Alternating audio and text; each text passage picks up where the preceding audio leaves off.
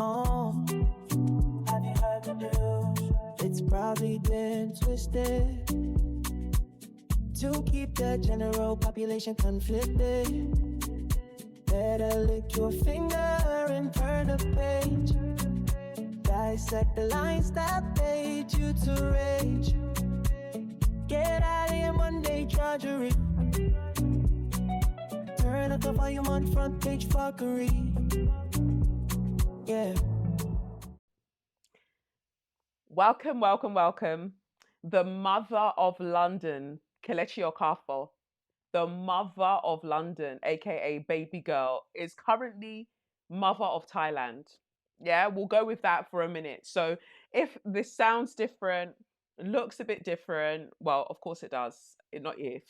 It's because I'm away. But anyway, welcome to Front Page Fuckery, turning bad news into good conversation. So if this is your first time, welcome. If this is you're coming back, welcome back. This is the space, slightly chaotic, where we get into this week's headlines that have really stood out to me, especially the headlines from today that I'm recording, Friday.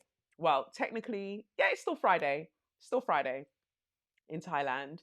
But I don't know what it is about the spirit of this podcast, just wanting to come out just into Saturday. Is it a Saturday podcast? I don't know. I'm not even going to try and force it anymore. When I record is when I record, but Front Page Fuckery Fridays has a ring to it, as we have all agreed. But anyway, what should you be noting? Notes down. No, before I even do that, hello friend, my Friday friend, how are you? What's been going on in your neck of the woods? Remember, I do want to read what you've got going on. So that's usually what I'd read out on your front. And you can send your letters to SYM, that's Sierra Yankee Mike, at kelechiokafor.com. The, day ones from Say Your Mind know that email address off by heart. So send your letters there, SYM at kelechiokafor.com, so I can read about the kind of news bits that have stood out to you. In my news, I've also added, I think, one of the things that you sent for your front anyway. So I'm going to read it out in a sec, because you were talking about Burna Boy and you wanted my opinion on Burna Boy. Don't know why, but I will be going through that shortly. So, yes, I'm in Thailand. Look at me, my enemies. I'm on a gondola. No, I'm in Thailand because obviously, well, those of you who know, I'm very interested in Muay Thai. I've been doing it for a teeny while now. And as with anything that I enjoy, I eventually want to be like good at it to some degree. And I would say like I'm okay when it comes to my guitar now, teeny bit okay after like my 2 or so years practicing, but I'm getting better at the guitar, playing the guitar. And yeah, Muay Thai is my thing. Before it was Brazilian Jiu Jitsu, but the white supremacy in that realm and the misogyny, all of it is just a bit too much for me. And also, I don't think I look cute in the gi. That's what you wear to train.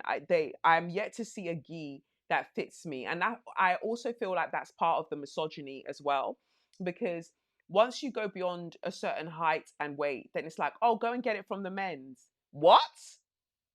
Why can't you just make cute things for women? And so they make it for these very small women. And it's like, if you're not small, if once you've gone beyond 5'5" and you're above 75 kg, nah, you are a gorilla, is what they're telling you. Go and wear the men's. Get out of here.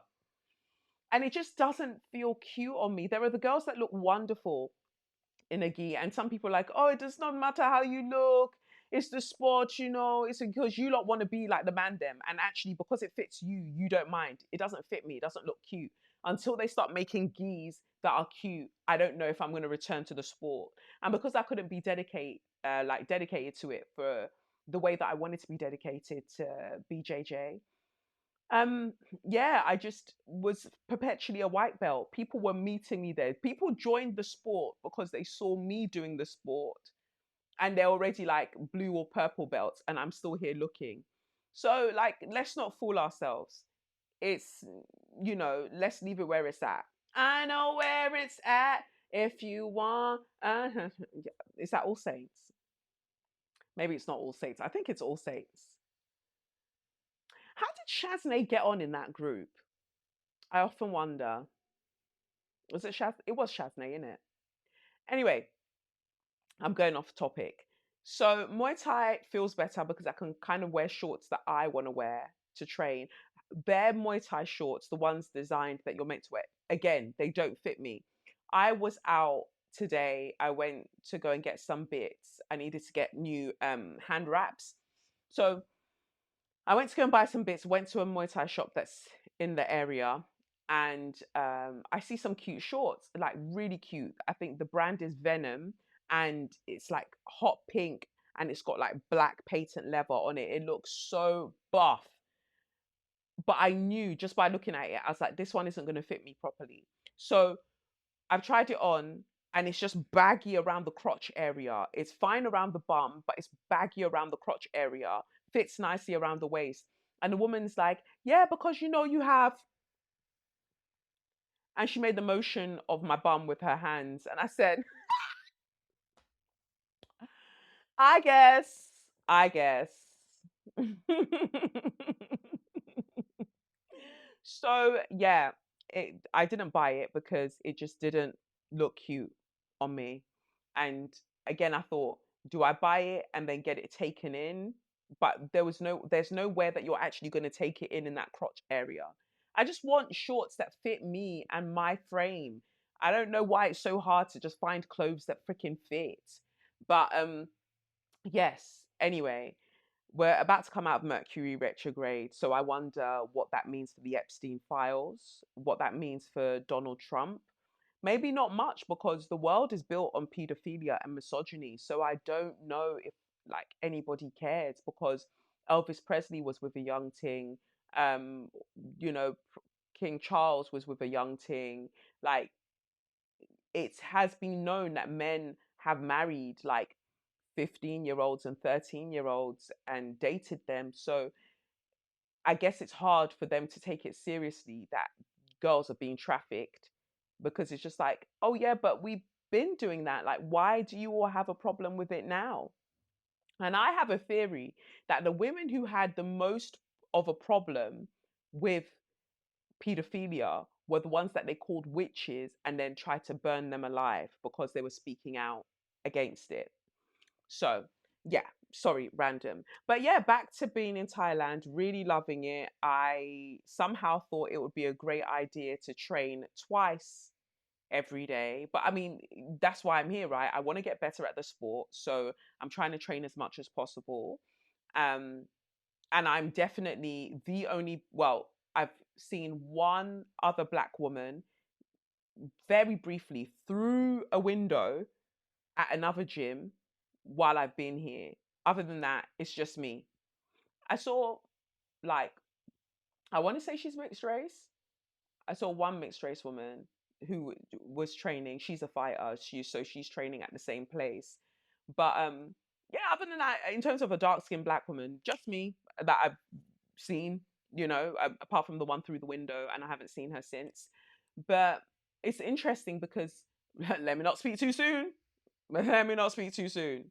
But I haven't felt like my black womanhood has been an issue since being here. I know some other people, black women, who you've gone to Thailand, you might have had different experience. But so far, I don't feel like it's a thing.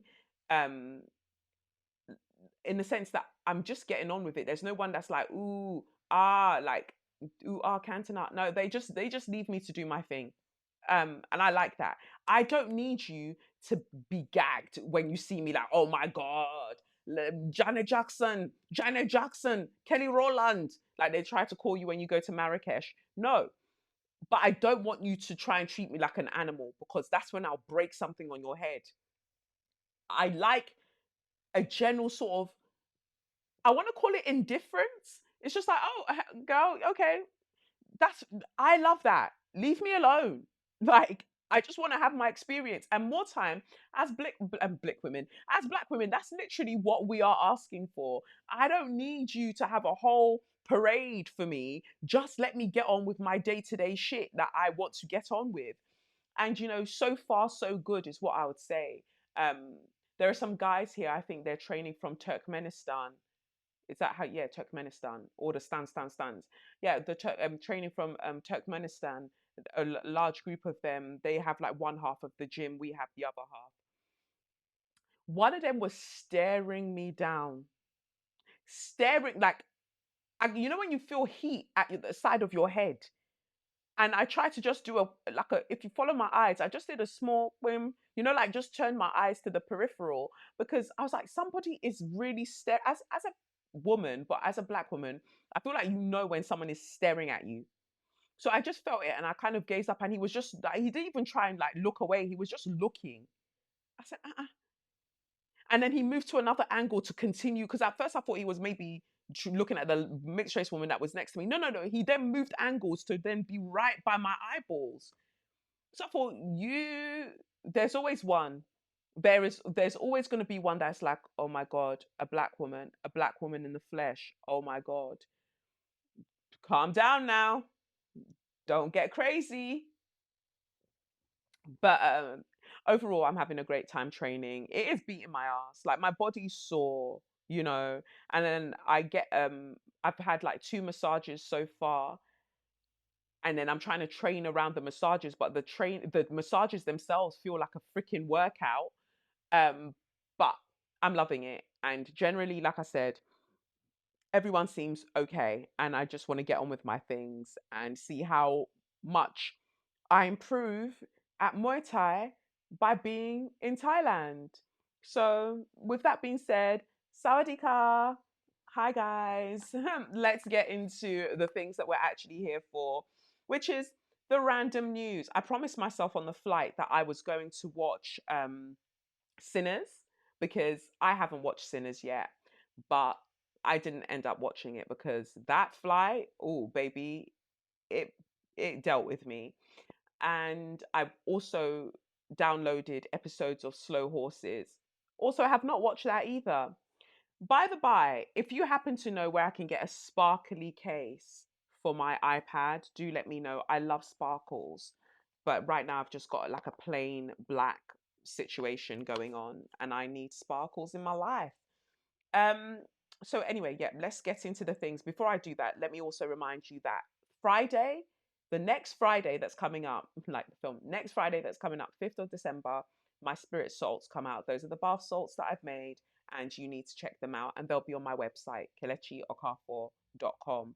Probably they'll come out at midnight. So be on the site ready to get your things. So I've made bath salts, spirit salts, for protection, peace, and money drawing. So get into them. If you're trying to attract money, get one. If you're trying to attract protection or peace, you know which one to get. Or you could get all three of them because I've done a little pack where you can get all three of them because I do feel like when it comes to rituals, they work together and you really shouldn't do any sort of ritual without doing a protection ritual first because I know some of you are trying to get men back that you're no longer with, or you're in no contact with, or you're just people, you're trying to get people back that you're no longer in contact with. And these Etsy witches and these girls on TikTok will tell you, do this, do this, do this. I beg you, do not do anything that they've put there before you've done a protection spell. Yeah, because it can always go left. All right. So, oh, I want them to contact me. I want them to contact me. Now they won't stop contacting you. And then you have to let the police know. How do you feel about that? Some of you will be like, I kind of like it. And for you, I say go and see a therapist, honey. Yeah. Anyway, let's get into the thing. So, like I said, for your front, somebody sent me in this thing about Burner Boy, and I feel like we have needed to discuss Burner Boy for some time. So I guess this is the time.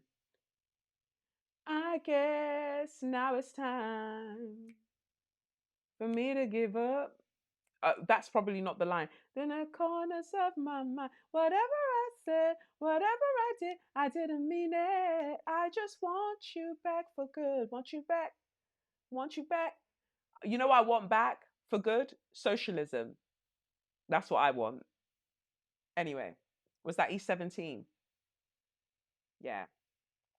Big tune, big tune, big tune. Let's reload it. Like make them a Christmas #1 or something. Unless members of the group are part of reform, they go to Tommy Robinson marches. Basically, unless any of the group, if they're racist, then no, let's not make them a Christmas #1. But if we have no problems with anyone that's still about, then let's run it because that's a big tune.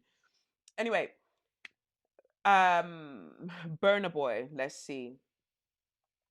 So there is an issue here where basically he kicked a fan out of one of his concerts. Burna Boy kicked a fan out of one of his concerts because she fell asleep during the concert, and I know that must have hurt his feelings. Imagine, I, as somebody who's very successful at doing live shows, you know, those of you who've come to my live shows, you know that I'm that girl. I've sold out venues, right? I think I would be enraged if somebody fell asleep during my live show. However, I would just have to ignore it and carry on. I think I would rather somebody fall asleep during my live show than be talking during my live show. Yes, that's right. I'm looking at you, Manchester. Was that the last time I came and did a live show in Manchester? Probably. So excited you're talking through my thing. Am I the host or are you the host? Which one of us is hosting? God. Anyway, Burna Boy responds to backlash after kicking fan out of concert. Did I tell you to be my fans? Now, the thing is, I've never met Burna Boy. I don't. You know when they say separate the art from the artist? Because let me tell you, a lot of my playlist, my playlist on Spotify. Sorry, I know that we're meant to divest. Um, a lot of my playlist is Burna Boy. Like I have a lot of quite a few Burna Boy songs, but I don't believe in him as a person. I just happen to like the music that he makes, and I do need to sit with myself regarding that because he has said some very horrendous things online. Was it Shatawale? Sorry, I hit my mic. Was it Shatawale or somebody that he was arguing with one time? And then he was like, oh, but you RAPE someone. And he's like, but you did as well. Didn't you do this to this girl? And they're going back and forth on Twitter, basically accusing each other of sexual assault. And they are privy to what they have what have they both done to different women. Or I think there was even a crossover, and yet they've just carried on making music. And I guess people like myself are to blame because I am also listening to the music. But at the same time, I was just like, wait, so nobody has a problem with this? Okay, can't we? Oh yeah. I don't know. There's just something about the balance he gets with his songs that I like, but I don't think I would like him as a person if I were to meet him. Anybody that I know that I trust, who know him or who know of him, who've met him, they say he's an absolutely horrible person with bad skin. I'm not saying that. That's what the streets are saying. Okay? So Bernard, don't come for me. Yeah? It's what the streets said.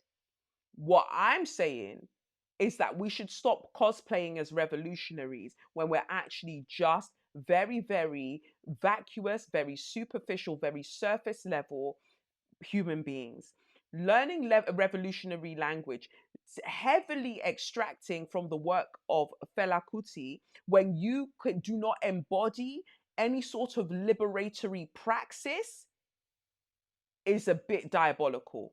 That's what I'm saying personally. I told you what the street said. Now I'm telling you what I'm saying. There's the balance. I'm willing to argue about what I said. You could tussle with me on that, but not what the street said.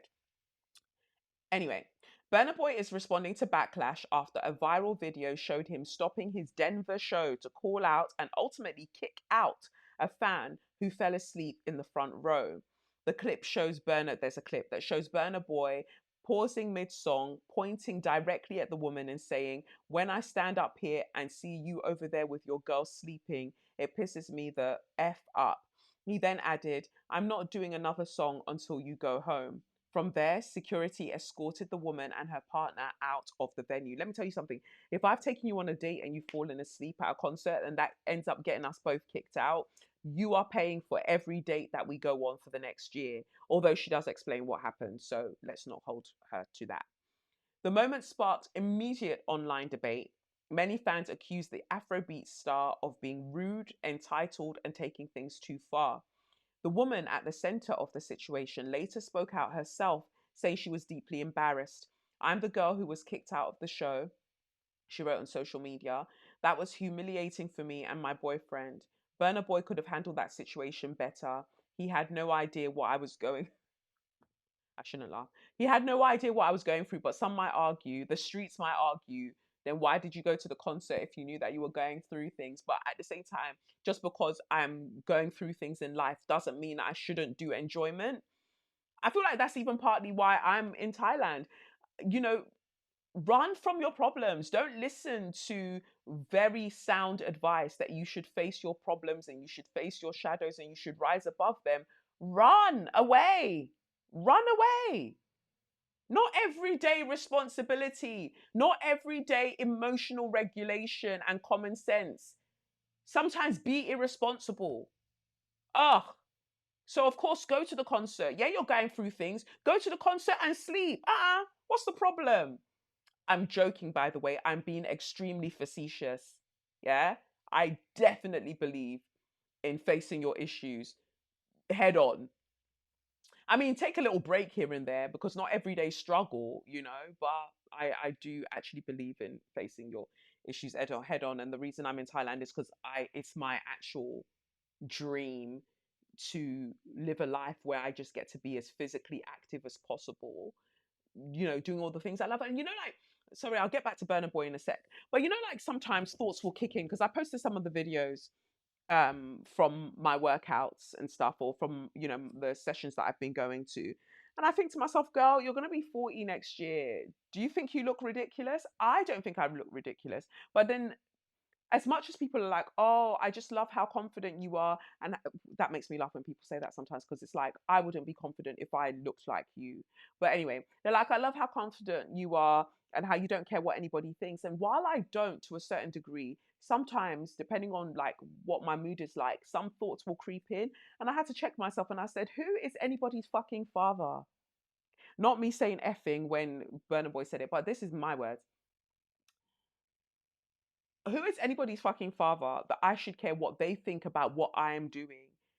To me, my idea of success is being able to wake up, train as much as I want with my various, hobbies, you know, practice my guitar, go for a run, go and, do a bit of pole dance, or maybe do some kind of combat sport, make my podcasts, do some tarot readings, cook like great food, bake, like learn another language. Maybe I am a Sagittarius like rising. But to me, that is success, being able to really explore all my hobbies without worrying, oh, how am I going to pay the next thing, how am I going to do this, like what's the outgoings for this month, have I spoken to my accountant? Free me, free me, Jesus. Trigger warning for atheists. But yeah, free me, so when I had that thought, like, oh, but actually for my 40th birthday, that's actually what I want to do. I'm thinking about having a sports day. God bless and keep me till then, But I was thinking about having a sports day. I just love physical activities. I love it so much with all my heart. And I'm a rather shy person, which is what some people don't seem to fathom. So I was a bit nervous heading to the group session. Private sessions, that's why I tend to spend more money, because I pay for private sessions because I feel a bit uncomfortable being in group situations. But as I was walking over to where I'd be training, I was like, oh, what if I just don't, catch on to things? And what if I'm struggling? And I said, I had to pause in the middle of the street and really have a conversation with myself, like, girl, be so for real. You are that girl. You are the rascal mother of London. You are the baby girl. You are the Ben's Punani womanist. Get yourself the fuck together. Go there and do what you do. So many of the things that you currently do in your life right now, there was a point where you didn't know anything about it. You did not know how to do it. Even my little setup today to be able to record this podcast, I was really gagged. I said, girl, okay, I don't have my lighting, I don't have my things, but I really did some connections with the wires. I bought the right wires to be able to do this. Like, be proud of yourself.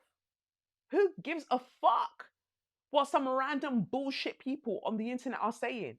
Because more time, everybody is lying. The internet is made up of dweebs, like so many dweebs. It was founded by dweebs, and the people who thrive the most on social media are also dweebs. They're losers.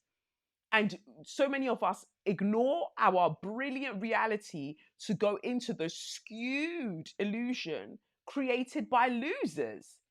And because we get more likes, the more illusory we are, the more fake, I guess, essentially we are.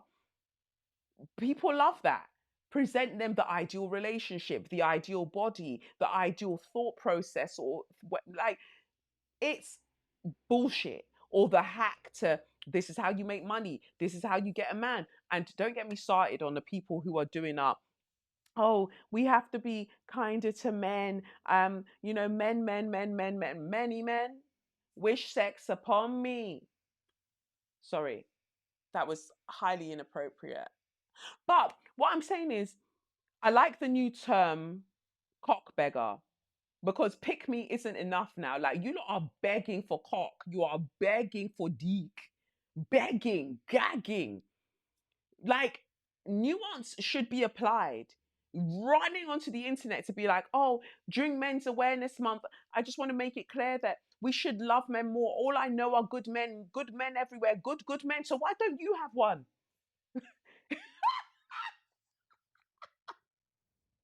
Why don't you have any of the good men? If there are such good men about, why have you not? Why are you not a purveyor or or an owner of said good man? Why are you not in possession of one? Because that would infer that you are not a good woman.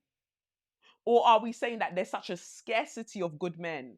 And if that's the case, are you saying that the majority are bad men?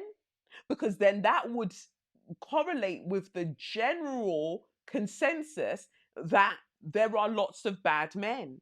Hence, women being more cautious about said men, warning each other about said men, only for you to come along and try to gaslight them to be like, no, there are such good men. Of course, there are good men. Of course, there are some good men out there. Of course, we know this. But what we are talking about is, yes, not all men, but it's usually a man. So you're not helping the conversation by coming to beg online for cock, by being like, oh my God, there are such good men, and we have to be aware of this when we are talking about men online because they don't feel safe and da da da da da da. The loneliness, this, men suffer in silence. If they're suffering in silence, why is it so loud? Why can I hear it? I'm not hitting the microwave. I'm not by any means like, and look, it's that general thing you go to defend. Like, I'm not by any means a man hater. No, no, no.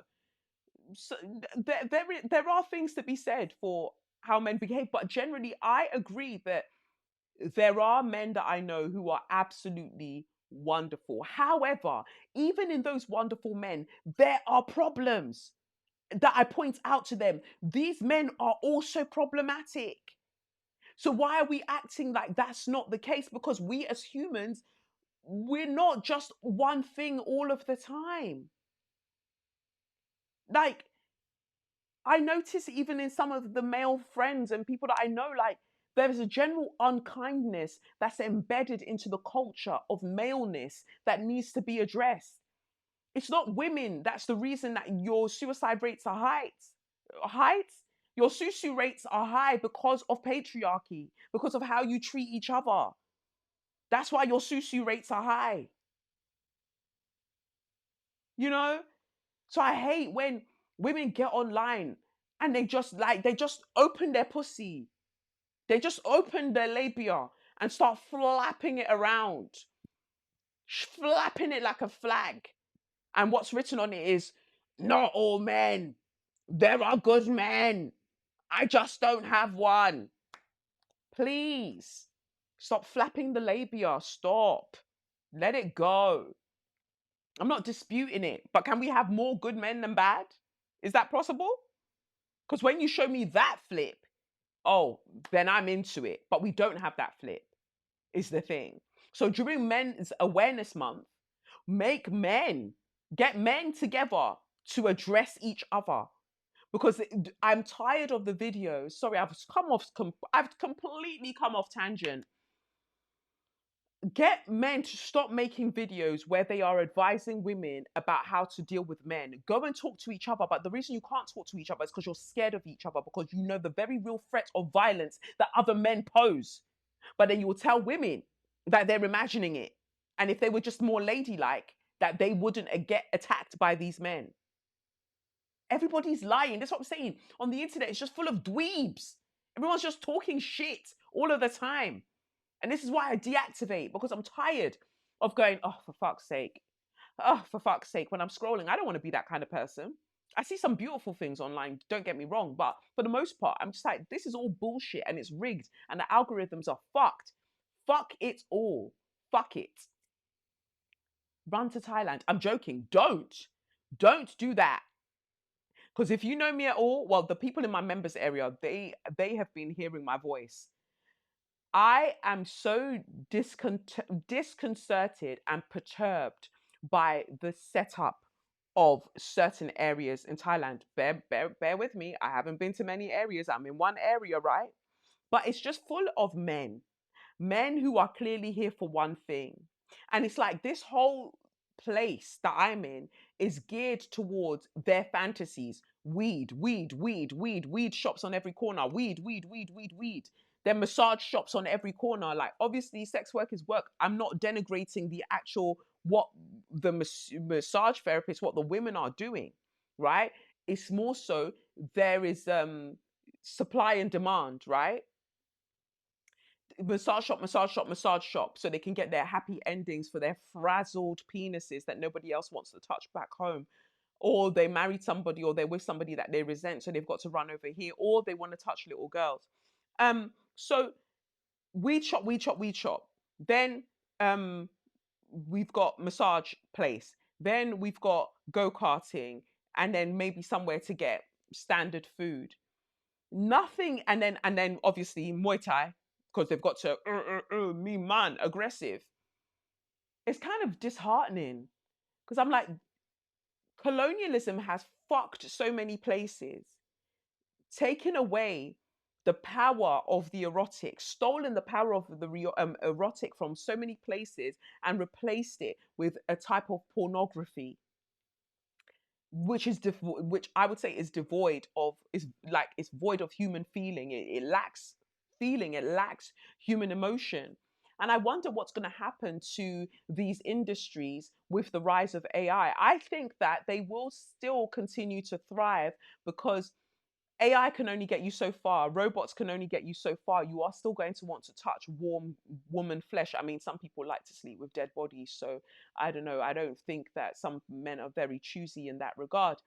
But, I was a bit, I don't know, I was a bit naive when I was coming here, because I thought, I'm going to have this experience. It's going to be wonderful, and I'm going to do this and that. But every man my eyes set upon, I'm disgusted. I am fucking disgusted, because I'm like, I know why you're here. I would like to be proven wrong, but I doubt it. The majority, I'm just like, I know why you're here. You're dirt. You're nasty. Yuck. Ugh. Like, again, I want to be very, very careful, because it's not about the women, because I'm in support. Like, if there's an industry, do you? And I understand the socioeconomic reasons as to why a lot of women are doing this. So that's not them. I'm talking about the men who, through patriarchy, this system, this industry has been created. I mean, some say it's the oldest industry in the world. Fine. But my thing is, you're doing that because you want to avoid having any sort of human interaction with a woman that requires accountability on your part. This way, you get to circumvent accountability and have the transactional dynamic that you want, only to then get there and get confused and be like, oh no, I think she now loves me. I want her to be my girlfriend. She's doing her job. She's doing her job.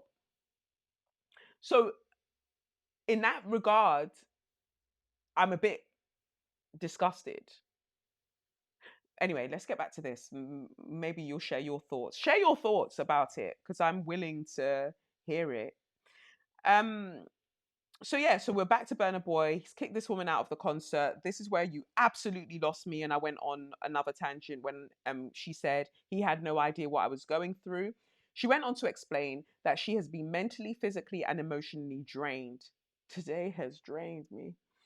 Following the death of her daughter's father, RIP, and revealed she had attended the concert hoping to feel some joy after everything that has happened. Um, Instead of backing down, of course, Bernard doubled down, as he does all the time. He was spotted on a live stream with his friends the evening after the show, joking about the situation. The chat was filled with people demanding a response. Did I tell you to be my? Did I tell you all to be my fans? I'm only looking for fans who have money this period, he said. Now, earlier today, the Last Singer took to Instagram directly to post a lengthy message to clarify his stance. He compared the situation to being removed from a plane for disturbing the pilot or kicked out of class for disrupting a teacher. My shows have people who have beaten cancer or overcome something serious, and none of them have ever slept, lol. He wrote, shut up, shut up, and stop being so spoiled. Damn. Like, you have fans that have overcome cancer. How do you know? One, two, okay, fine, they have. They didn't fall asleep. Okay, maybe not at that time. Can you see everybody everywhere? The concerts are large. You only saw her because she was near the front. You wouldn't have seen somebody who was all the way at the back. Maybe they've been sleeping all of this time. You don't know. And just because their eyes are open doesn't mean that they're awake. Ooh, clock it. Clock it. Yeah? Hashtag woke. Hashtag awakened. Sorry. But wait. So you're comparing the situation of a woman sleeping, not bothering you, just sleeping, right?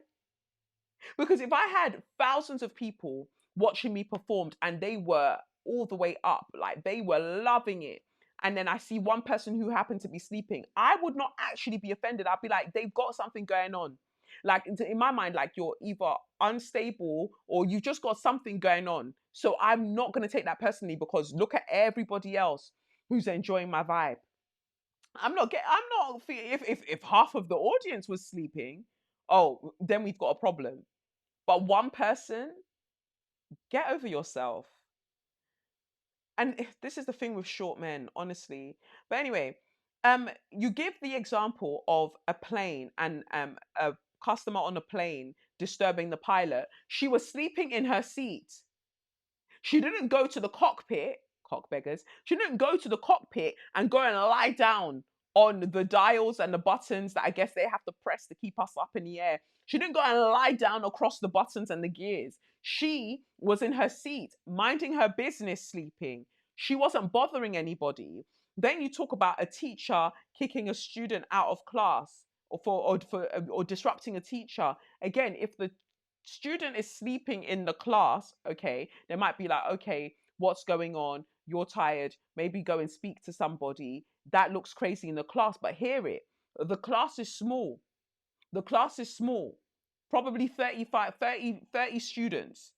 You had hundreds of people at a concert, probably thousands, and you're concerned about one person sleeping. That tells us that your ego is very, very fragile.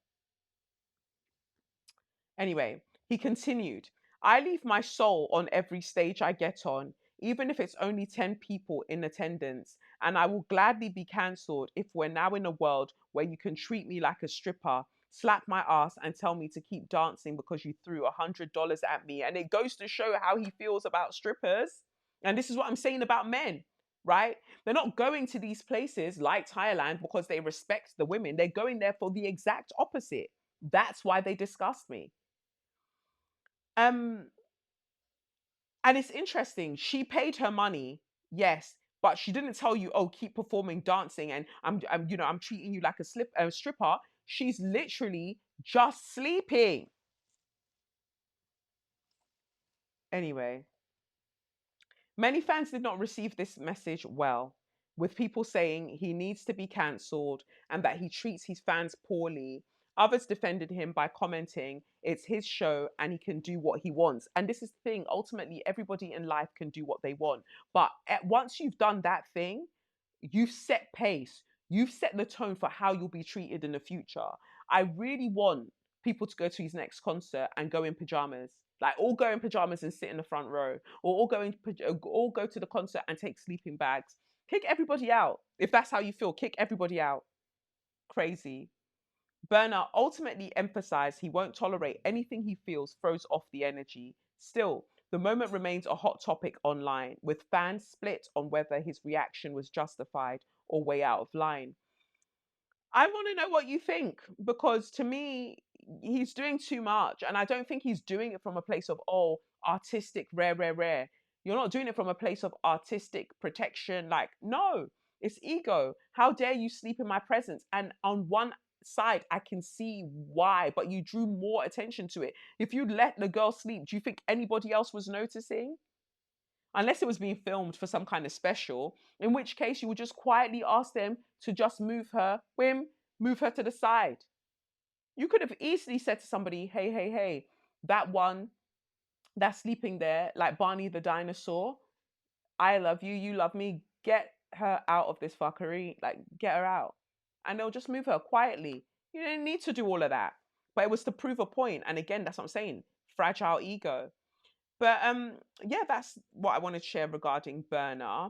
And then what else do I have here? Police in Queensland body cam footage shows them advising a guy on how to get past the protection order.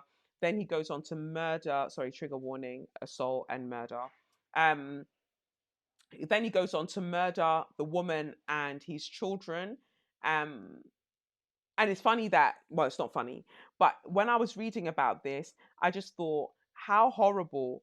And this is again men wanting to stick together. Like through Men's Awareness Month, let's make men aware of the crap that other men do. Um, because I remember reading that and just thinking, my God, I think that they should get fired. Um, Murder woman. I'm just trying to bring up the article in written form. Um, let me see, was it this one? Well, there's just loads of stories, to be honest. But anyway, I just remember reading that and just thinking, well, here we go. You're advising this guy that this is how you get around um these orders and whatever this woman is putting in place, because he was holding the child to him. He was holding one of the daughters at the time. They're like, oh yeah, this is how you get around it. Why aren't male policemen or male policemen? Why aren't male police officers assuming the worst about other men? Is the thing. Anyway, somebody wrote here. Wait, was it here? Yes, this is the one. Hannah Clark, say her name. Well, in this case, not in that sense. But Hannah Clark was failed by police before she was murdered. It shouldn't be up to whistleblowers to demand better. What is this?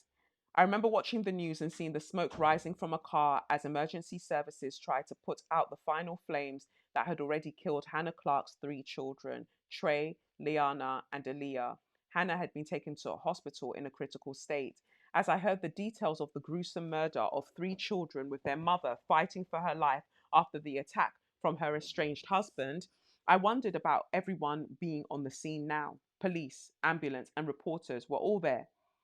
The feed was live, showing the charred car's last fumes. But where was everyone 1 hour before, 1 day before?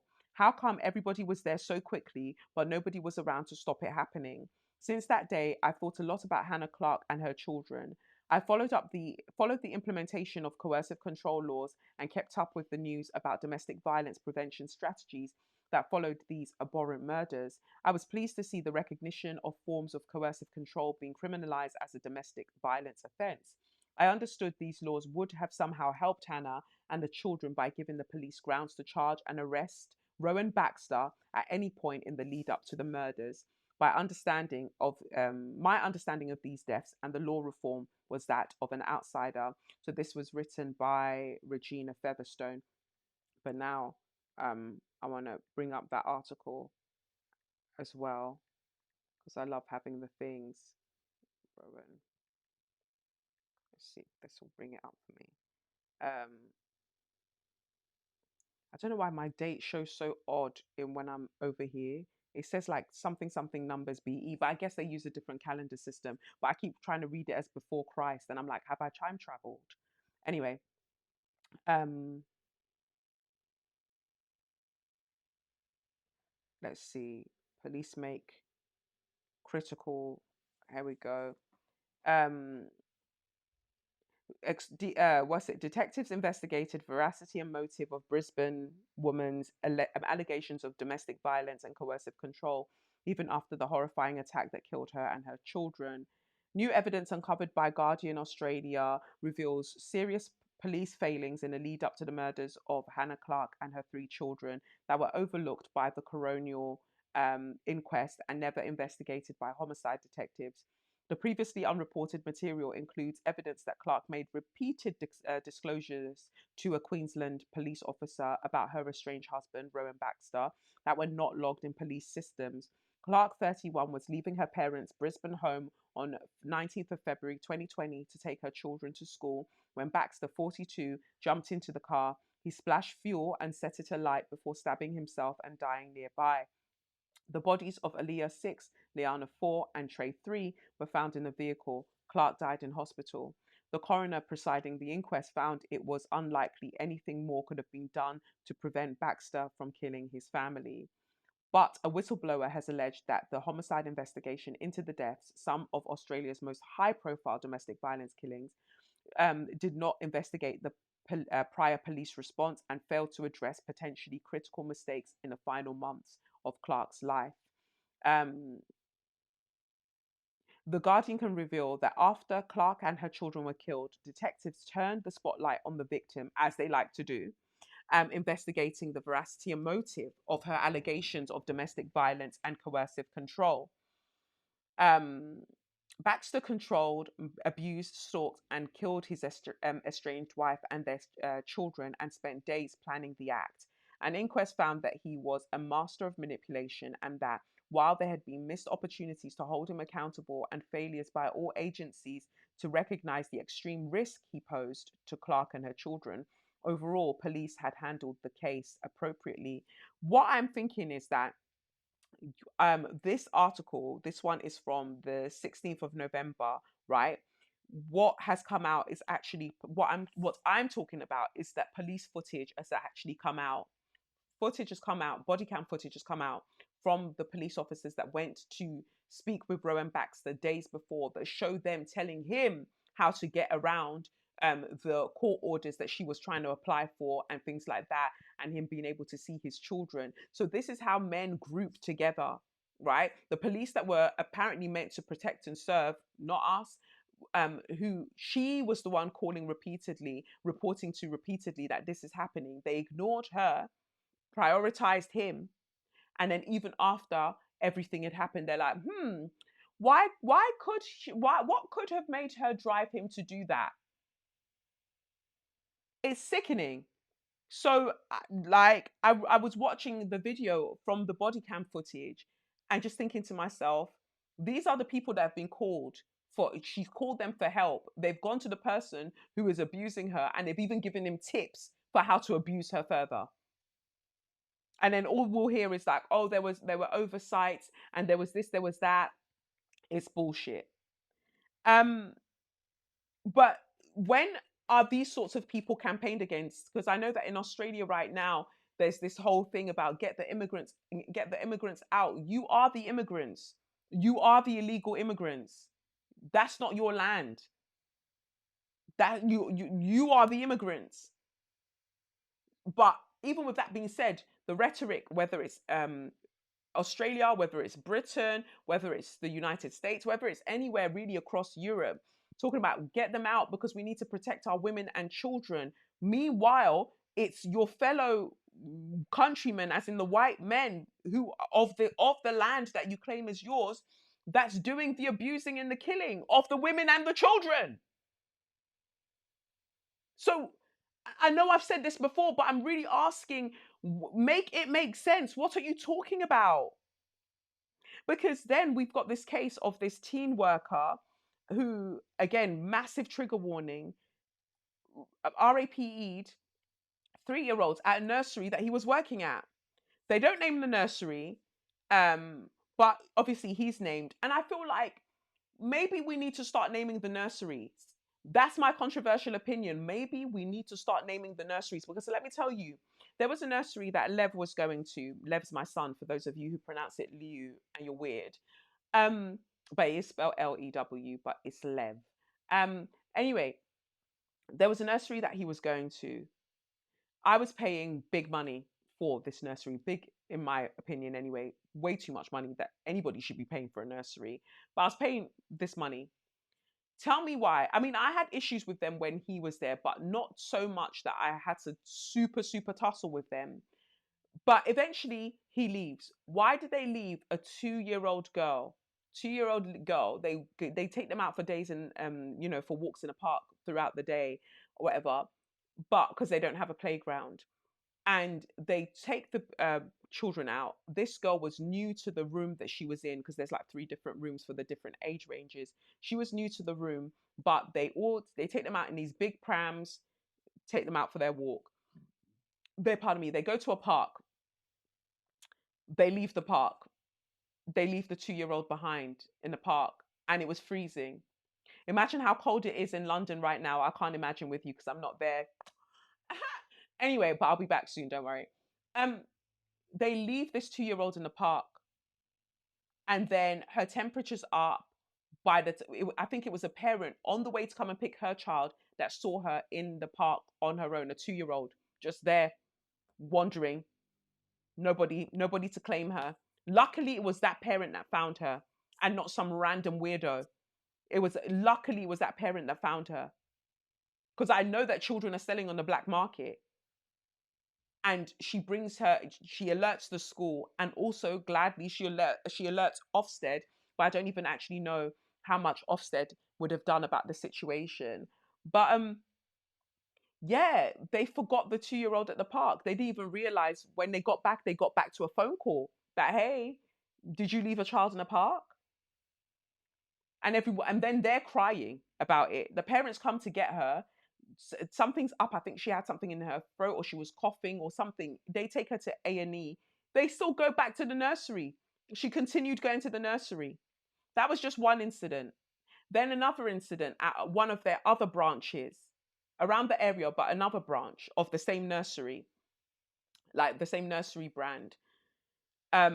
What a teacher, one of the nursery assistants or whatever, finishes for the day. She leaves. Like, there are 2 sets of doors to go through. It's the time where the parents are arriving to pick up their children. The assistant set off. She's going home now, walking through the high street of London.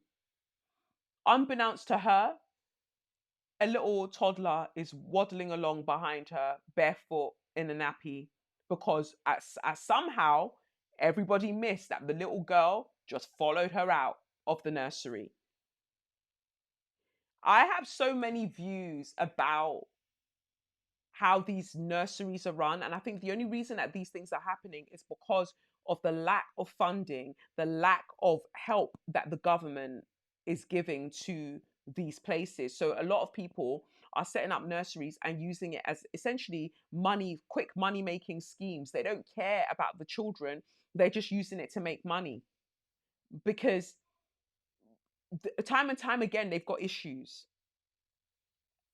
There was one time that I saw somebody working at a nursery, and I know that from what I know of their personal life, They have no business being anywhere near children. No business. So I was just like, I had to message and be like, wait, how did this happen? How did this, what's going on here?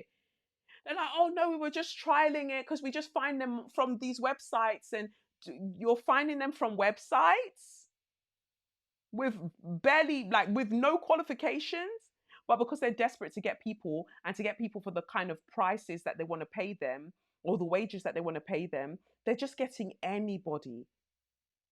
And I'm not even saying it as a way to fearmonger parents, but you have to be so on top of the nursery or school, whatever, that you're sending your children to, but especially the nurseries. Because what do you mean you left a 2-year-old out in the blitz winter of London? Just out. Forgot that you took the child out. Crazy. But anyway, this particular teen worker, very, very ugly boy, a teenage nursery worker who RAPE'd and essayed children as young as 3, has been sentenced to 10 years in a young offenders institution. Thomas Waller, now 18, was found guilty of multiple offences, including and inciting a child to engage in sexual activity earlier this year. Waller, who committed the offences in Surrey in 2024, was arrested after a mother was told by her son that he had been abused in a toilet while at nursery. At Guildford Crown Court, he was also sentenced to an additional 5 years on licence. Within days of being able to look after children, Waller took advantage of his position to gain the trust of 2 boys in his care before exploiting them, the court heard. And this is why some people go into childcare or they go into the medical field or whatever. They want access to vulnerable people. And we're lucky I don't rule. If I rule the world, oh, maybe I'm a conservative in my heart of hearts, because I don't know, if these kind of offenses, if I was in charge, maybe you don't want me to be mummy of London or mummy of Britain, because, woo, honey. And this is what's so nuanced about human rights and ethics and morals and things like that, because this is problematic to me. And I don't care. Like, put religion to the side. Something like this, you need to get got. You absolutely need to get got. But if we allow this thing, then other people who are accused of similar, right, wrongly or whatever, will also be subjected to the same fate. I know what I'm saying, even if it doesn't make sense. But basically, I'm saying maybe don't vote me into power, because the rage that I felt reading this, I would have hurt him. Like, I would have hurt somebody. Um, yes, the teenager was working at a nursery for the summer months, where his responsibilities included taking children to the toilet and helping them get changed, the court was told. In a victim impact statement, one of the boy's fathers and his son said his son had gathered a collection of memories that I would never wish on a human being. 3 things have kept us going: justice for our little boy, to protect other children from this dangerous, calculating predator, and to ensure that lessons are learnt for nurseries in Surrey and beyond that mean it is harder for paedophiles to abuse children, it added. Speaking about his son's new school, he added, we should be telling them that he doesn't like carrots, not that he is being raped. Sentencing him, Judge Claire Harden Frost said it was heartbreaking to see the boy's parents feeling responsible for what happened. The nursery, which cannot be named for legal reasons. What legal reasons? I mean, I know them, but like, what legal reasons? You lot are the ones who hired this dirtbag. So you absolutely should be named, because you are clearly terrible at hiring people. So other parents need to know to not send their child to your nursery. You shouldn't be allowed to have a nursery, because I feel like if we are that stringent with it, it will mean that nurseries will be more meticulous when it comes to their vetting processes, so they don't end up being out of business. They absolutely should be named, I feel. We were and remain deeply shocked, saddened, and sorry to learn of the actions of a former member of our staff. As soon as concerns were raised, we took immediate action, contacting the police without delay, suspending the individual concerned, and fully cooperating with the investigation. It said a full review had been carried out and its safeguarding policies and staff training had been strengthened. Jonathan Hulley, Surrey County Council cabinet member for Children, Family and Lifelong Learning, said he was appalled by the crimes committed by Waller. The well-being and safeguarding of children and young people is our absolute priority. Waller was found guilty of rape, 2 counts of causing or inciting sexual activity, and taking indecent photos after a trial at Staines Youth Court earlier this year. The offending happened at a nursery in Surrey between July and August 2024. Um, I watched a video of him. He didn't show any remorse. That the boy is tapped. He's very, very tapped. Like he's not okay in the soul. He's not okay in the head. Like he will do that again. Like no questions asked. Just by seeing his demeanor, even seeing his mum going, oh dear, when he was being questioned as the cameras were following as he was coming out of, I think it was court or whatever. I thought, and you are the problem. What do you mean, oh dear? As if you spilt some tea. Are you all right? Clearly not. But it then takes me back to Hugh Edwards, right? They found hundreds of photos of children on his phone, but he gets a suspended sentence because the world essentially seems to be rewarding pedophiles if they've got the money. But this one being sentenced to, what is it, 10 years in a young offenders institution is accurate. But then what, he'll be likely out by the age of 28?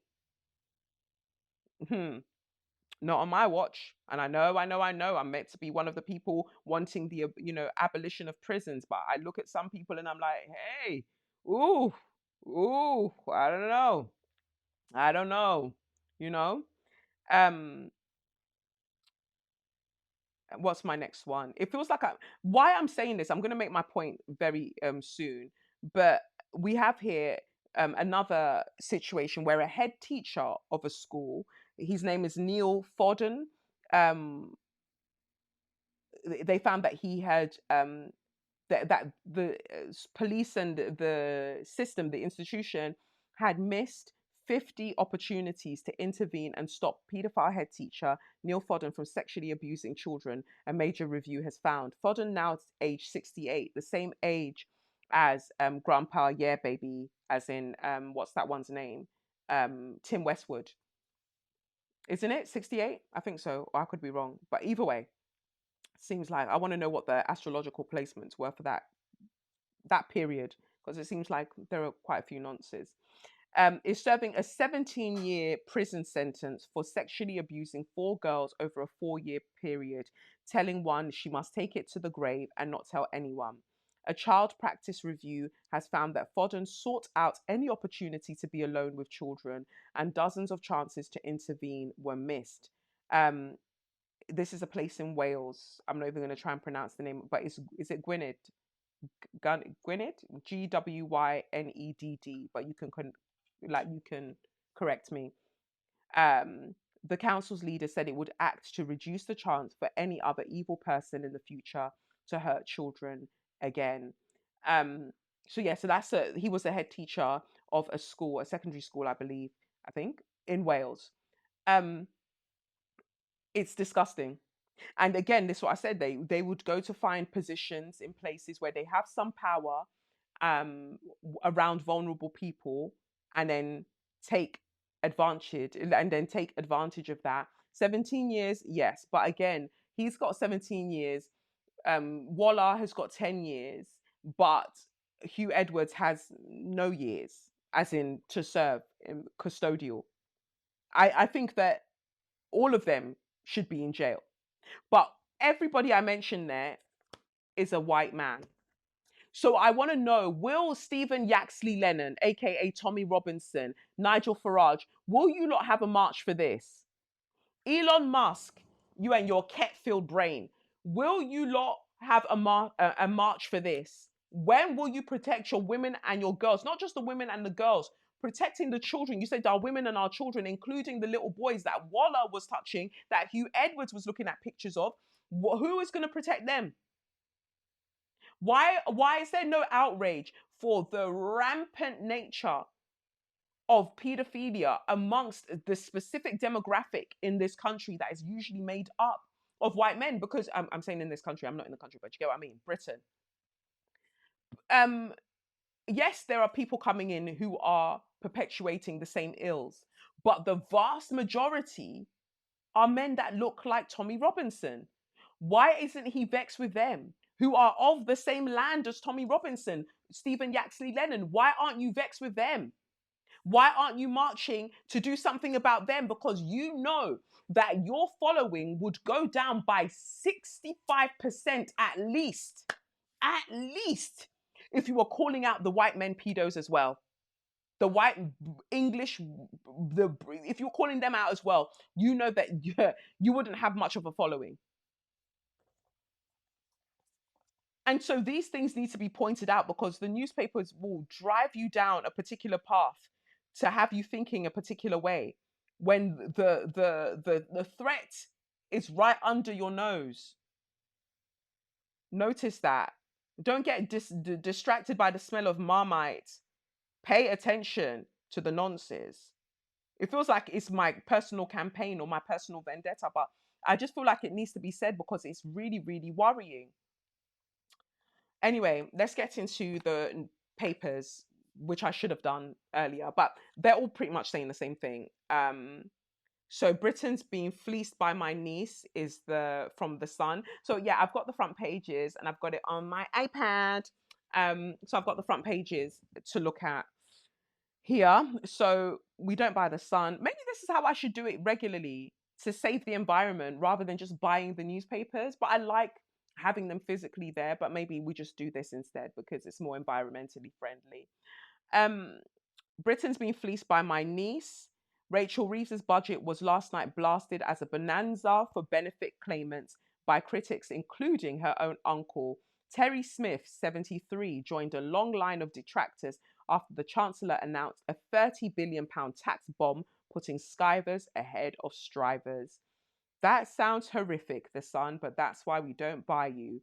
On the side, it says, I'm gonna be Mrs. Saka. So I imagine Saka proposed to his girlfriend. She's so gorgeous, gorgeous girl, gorgeous, gorgeous girl.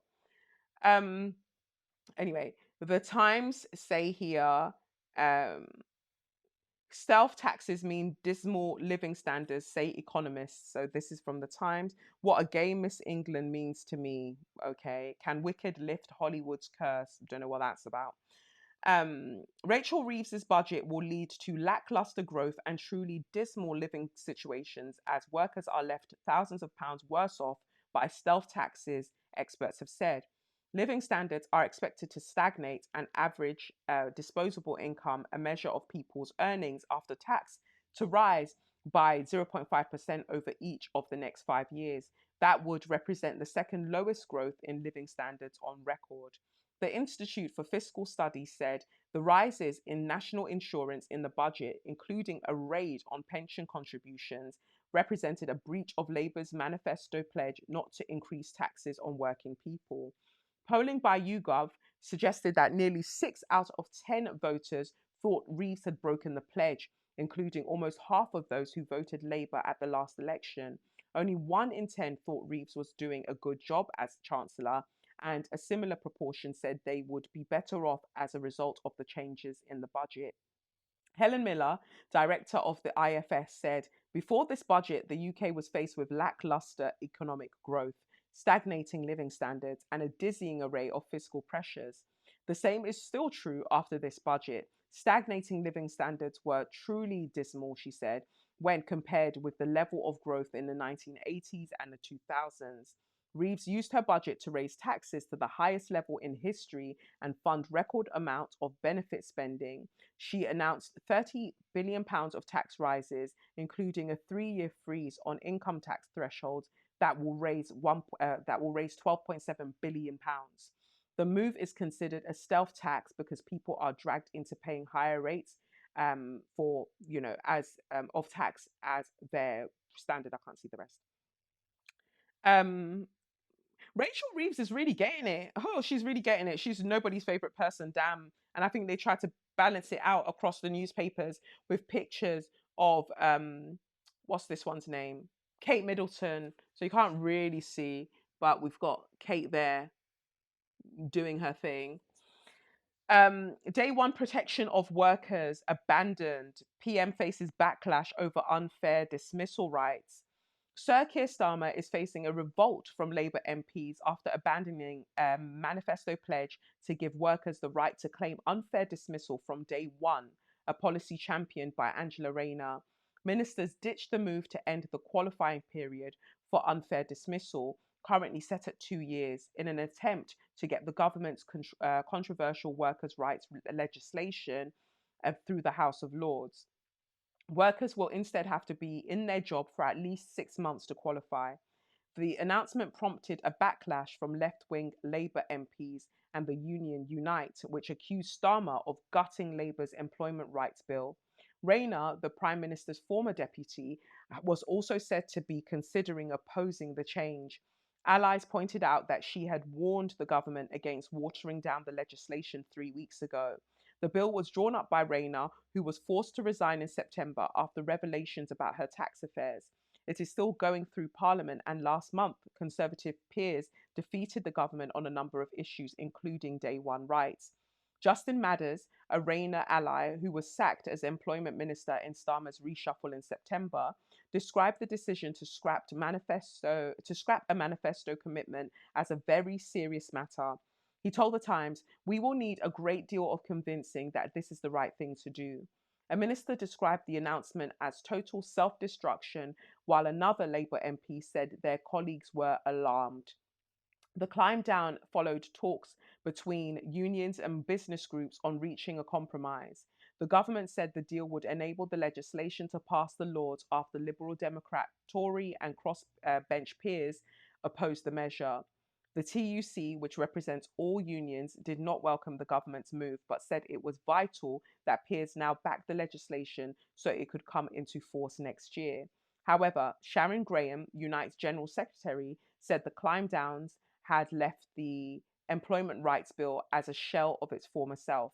She said, with fire and rehire and 0 hours contracts not being banned, the bill is unrecognizable. These constant rollbacks will only damage workers' confidence that the protections promised will be worth the wait. Labour needs to keep its promises. Lisa Nandy, the Culture Secretary, accepted that the compromise would not please everyone. She told Times Radio, "We've reached the impasse at the Lords, or in the Lords, on the issue of day one rights for unfair dismissal in particular. Do you regret this outcome? No. Will it please everyone? No, it won't." Okay, so you know that then. And I like that because I keep going on about, I think that whoever's going to oust Starmer will be a woman. And I know I said she's going to have red hair. I just feel like she will. But let's just this essentially puts Angela Rayner back in the running because yes, she fucked it with her tax issue or whatever. But this might help her because what do you mean? And it just means that I guess that employers will try and fire you before your 6 month probation is up because they have that right? But all the things that they promised as to why people went to go and vote for them in the first place, like, oh, we're going to get rid of these 0 hour contracts, we're going to make, employers more accountable, all of that has been put to the side. And all they're focusing on is how can we be more racist than reform so we can keep votes. But even the people that you're trying to keep votes from or get the votes from with these very racist or this very racist rhetoric that's being pushed at the moment, how far is that even going to get you? Because you're taking away, you're not protecting them when it comes to employment rights.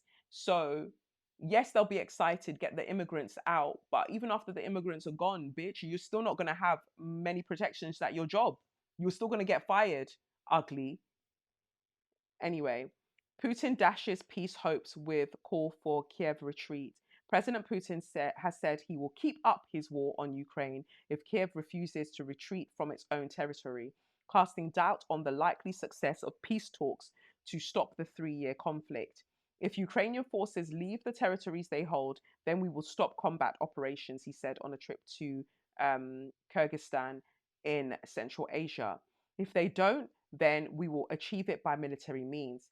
Putin did not specify the areas in question, but Moscow has said that it wants Kiev to relinquish all control over 4 regions in eastern and southern Ukraine, even parts which Russian forces have not occupied since they invaded in 2022.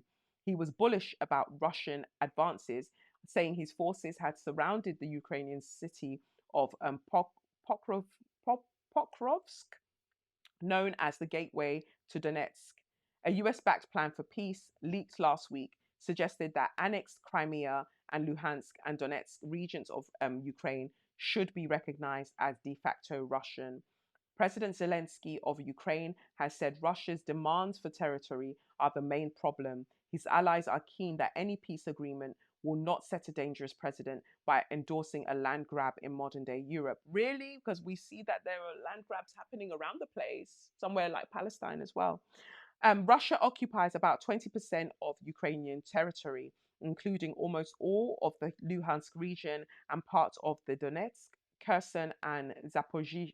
This one beat my ass the last time, but you know that one, Zaporizhia regions. Friedrich Merz, the German chancellor, said yesterday that Ukraine should not be forced to surrender territory and would need strong armed forces and security guarantees after any peace deal with Russia was agreed. I wonder how he feels then about what Israel's doing. That would be interesting to know. The Daily Mirror, Dando Kop's Serbian hitman probe. A newly unearthed picture of a Serbian assassin linked to the murder of TV star Jill Dando is being probed by detectives. The Met Police, oh God, are assessing evidence uncovered during our investigation into former paramilitary leader Milorad Ulemek. In the picture, the double killer is wearing an unusual tie that appears to match one worn by a man caught on CCTV after the Crime Watch host was shot dead on her doorstep in 1999. The Met said in a statement, no unsolved murder is ever closed, and detectives are assessing this information to understand whether it is a new and realistic line of inquiry. I mean, I guess the ties are similar.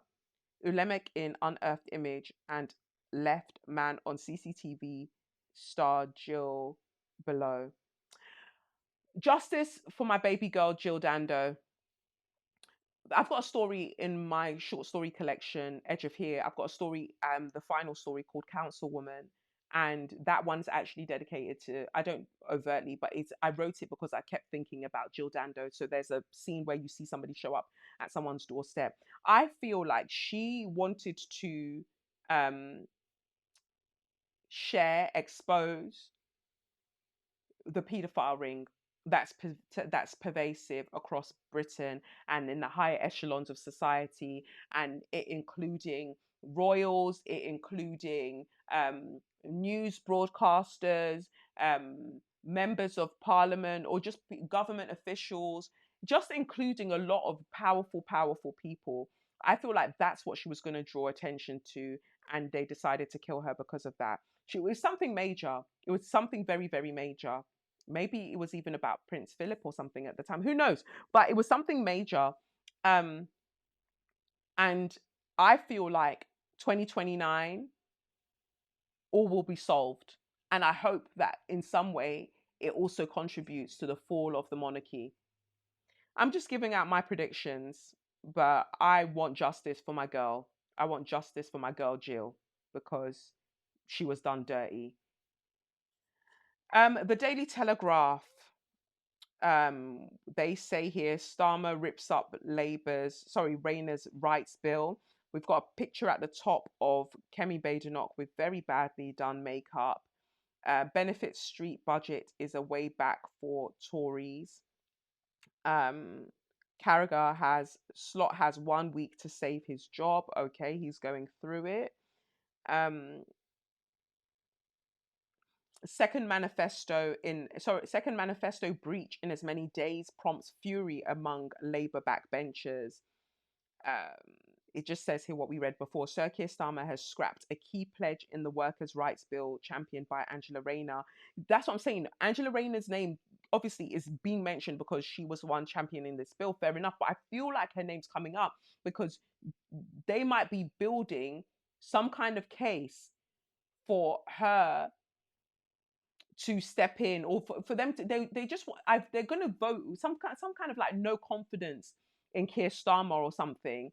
something's going to happen where they're going to try and push for him to resign, and for optics, like let a woman come in, like the glass cliff theory, like Britain's already going down the drain.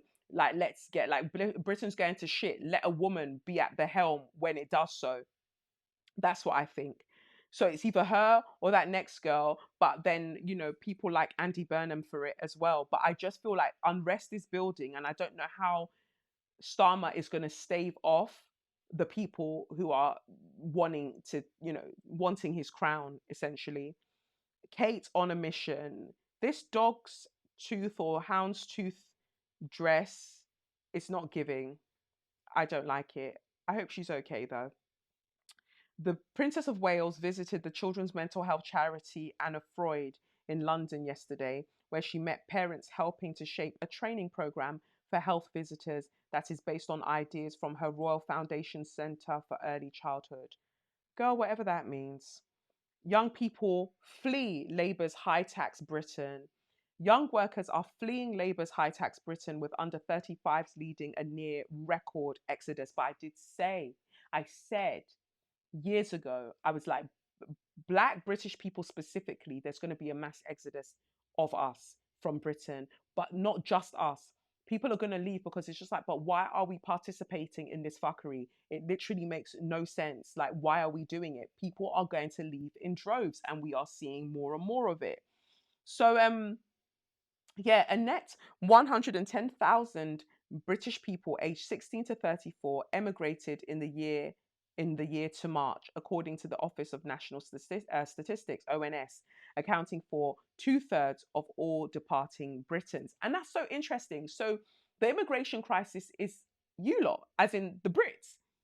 So you are allowed to go to other countries, leave your country because your country isn't good enough for you, to go to other countries that have better benefits for you, but other people aren't allowed to do the same. You're not here, so why can't they be there? Duh. The ONS has broken down its migration data by age for the first time, revealing how Britain's aging society is hemorrhaging young people while older expats are returning home. You're returning home because life isn't as cute as you thought it was going to be all the way out in Spain constantly. Your skin is bun up. You still refuse to speak a lick of French or Spanish. And now you're coming back home. So it's coming home. It's not the trophy. It's just you lot looking raggedy and returning and disgraced, because you're feeling the effects of Brexit too. The figure will fuel claims that Rachel Reeves's record tax rises have made Britain unattractive to the young and aspirant. Increases to national insurance contributions and a minimum wage have driven up the cost of hiring, leaving a slump in graduate jobs and warnings that those in the early stages of their careers are being priced out of the employment market. The youth unemployment rate is at 15%, a decade high, including the pandemic, which with more than 700,000 out of work. Following this week's budget, young people will now also face stiffer repayments on student loans, higher rent, and will pay tax on their incomes sooner. Some 87,000 people aged 16 to 24 left the country in the 12 months to March, according to the ONS, while another 87,000 aged 25 to 34 also departed. Across these age groups, 63,000 Britons returned from overseas during the same period. Among Britons aged 35 to 44, net emigration was 15,000 in the year to June. Older Britons returned to the UK in greater numbers than they left. There was a net inward migration of 7,000 Britons aged 55 to 64 and 11,000 for over 65s, which this means almost all the country's net loss of 112,000 Britons was concentrated in the under 35s. Young people may be taking advantage of more liberal rules in some European countries or the Middle East. Yeah, because they're going to Dubai and Saudi, all them places, because they get to keep their taxes or whatever, and live like these insulated sort of artificial sort of AI lives in a simulated city, and they are loving it for some reason. So they're doing all of that. Some people are moving back to the continent, or wherever they're from, they're moving back there. Even when they're not from there, they're still moving there. So, and then lots of people are going to Australia as well. So yeah, people, and there are shitloads of Brits in Thailand, where I am. There's loads here. And they're talking about, oh, I just live here now. Oh, I just live here now. I just do bits and bobs and I work remotely or whatever. People are leaving because you're not that girl anymore, Britain. I would argue you never were that girl, but there was a point where you were. In terms of empire, you really were that girl. But your heyday is done and you're just looking a bit not right in the light. And so everyone's leaving. So, anyway, young people may be taking advantage of more liberal rules in some European countries or the Middle East, where visa categories allow for more remote working. Like I said, speaking to immigration lawyers, what was keeping them busy was people working remotely in countries where they didn't have immigration permission to do so, said Madeline Sumpton, the director of Oxford University's Migration Observatory. More young people are likely to enter the income tax net sooner following the budget. Um, yeah, Oh, Putin said more words. We will fight until the last Ukrainian dies. That's not nice. Russia is ready to fight until the last Ukrainian dies, Vladimir Putin said yesterday. The Russian president insisted that Ukraine must surrender territory, claiming his army is practically impossible to hold back. Some people demand to keep on fighting until the last Ukrainian dies. Russia is ready for that, Putin said during a trip to Kyrgyzstan. His words suggest the Kremlin is unwilling to depart from its demands for Kiev to relinquish the entire Donbass region. Okay, some kind of nuclear plant will add £1 billion to energy bills. Okay. Um, Staff paid £160,000 to quit can return to NHS jobs. NHS managers will be able to return to the health service 6 months after being paid up to £160,000 to quit. Some 18,000 office based jobs are set to be scrapped. The budget confirmed that the mass redundancies were set to cost £860 million. Thousands of staff have expressed interest in voluntary redundancy. They will be offered a month's pay for every year served up to a maximum of 24 months, but the majority of staff will be able to rejoin the NHS 6 months later. And these are the loopholes, honey. I don't even know what to say. Um, it's all about the joy of giving, the budget, I mean, not Christmas. Oh, the Treasury is a cartoon about that. So that was the Daily Telegraph, the Daily Express. Um, this is talking about euthanasia. Terminally ill criticized Lord's amendment that could derail assisted dying law. Um, every unnecessary delay to the assisted dying bill is stealing precious time and choice, terminally ill campaigners told peers. It's nasty work that they put Kate Middleton's pictures right next to it as well. That's crazy work. Um, let's see, the brain drain from Starmer's socialist chaos. It's funny that the Daily Mail would call it that, socialist chaos. What's socialist about what's happening right now? Britain is facing a new brain drain that threatens to add to the pain of Rachel Reeves's disastrous budget. Official figures yesterday revealed an exodus of young Britons, while asylum seekers now make up nearly half of net migration. What are you talking about? As Miss Reeves struggles with her drive for growth, such stark changes risk putting even more strain on the public purse and dragging down the economy yet further, experts warn. I want to know who they are calling these experts that they rely on because it makes no sense. What is that, Sharon Osbourne? Don't for two, was it two different newspaper front pages? I was seeing some woman next to Sharon Osbourne. Sorry, yes, Kelly Osbourne is what I meant. I was seeing some woman stood next to to Sharon Osbourne. I did not know that that was Kelly Osbourne. She went hard on that Ozempic. Jesus, fuck. And Jack Osbourne is apparently filming some show about the paranormal.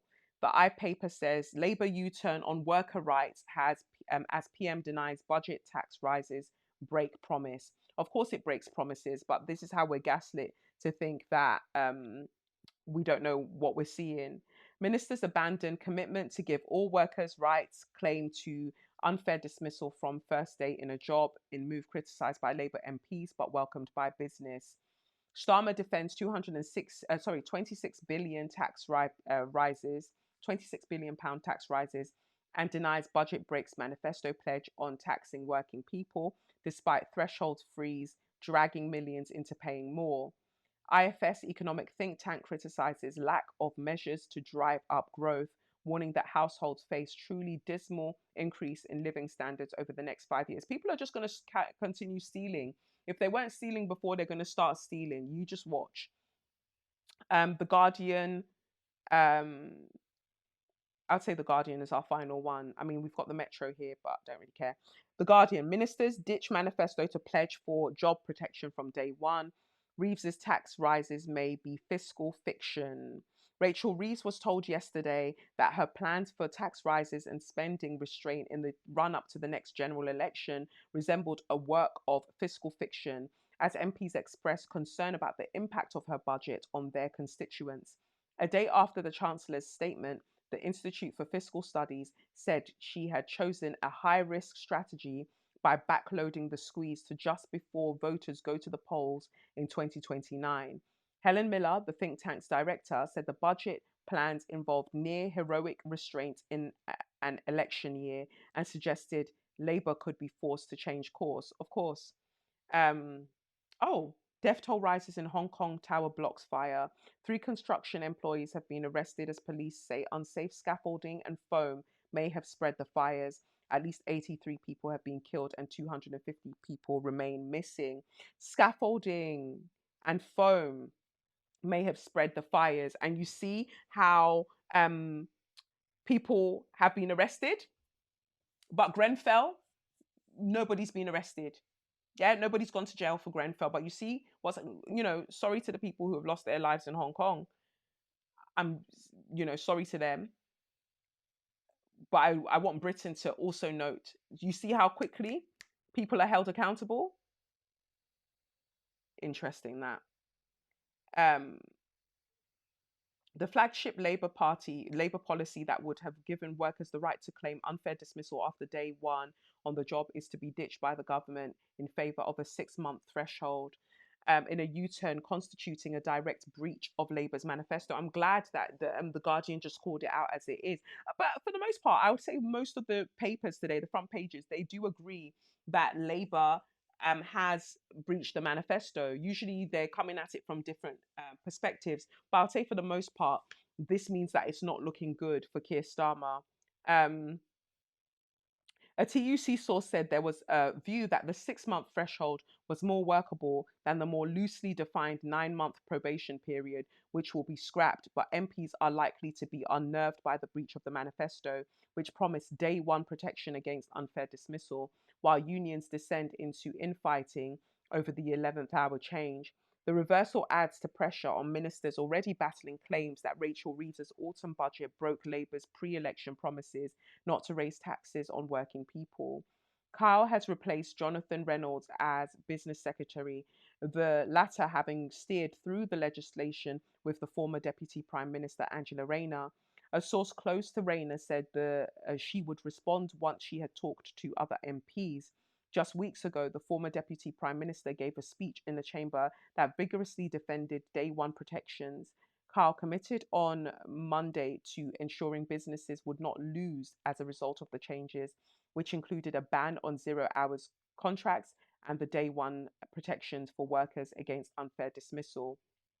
Um, I just feel like they keep mentioning that, and I know that it's like, oh well, she was factually Deputy Prime Minister, but I feel like all of this is being said because they're essentially there must be like rumblings or murmurs that she might want to go up against Keir Starmer at some point. I don't think anything rules her out from doing that, right?